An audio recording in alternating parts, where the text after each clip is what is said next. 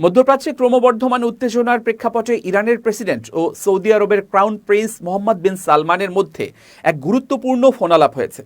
এই কথোপকথনে ইরানের প্রেসিডেন্ট মাসুদ পেজেশকিয়ান স্পষ্ট করেছেন, যে কোনো মূল্যে যুদ্ধ প্রতিরোধে যে কোনো প্রক্রিয়া বা উদ্যোগকে স্বাগত জানাবে তেহরান। রয়টার্স জানিয়েছে, অনুষ্ঠিত এই ফোনালাপে দ্বিপাক্ষিক সম্পর্কের পাশাপাশি আঞ্চলিক স্থিতিশীলতা বজায় রাখার বিষয়ে দীর্ঘ আলোচনা হয়। ফোনালাপের একটি অন্যতম গুরুত্বপূর্ণ দিক ছিল সৌদি আরবের দৃঢ় অবস্থান।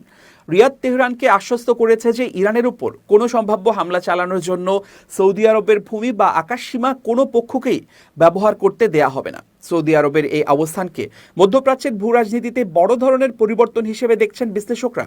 এতে স্পষ্ট হয়েছে যে রিয়াদ তার প্রতিবেশী দেশগুলোর সঙ্গে উত্তেজনা কমিয়ে স্থিতিশীলতা নিশ্চিত করতে আগ্রহী।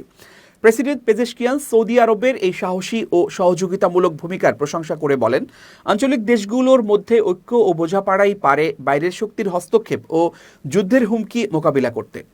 ফোনালাপে দুই নেতাই দ্বিপাক্ষিক সম্পর্ক আরও জোরদার করার প্রতিশ্রুতি দেন এবং অর্থনৈতিক ও রাজনৈতিক ক্ষেত্রে পারস্পরিক সহযোগিতা বৃদ্ধির উপর গুরুত্ব আরোপ করেন।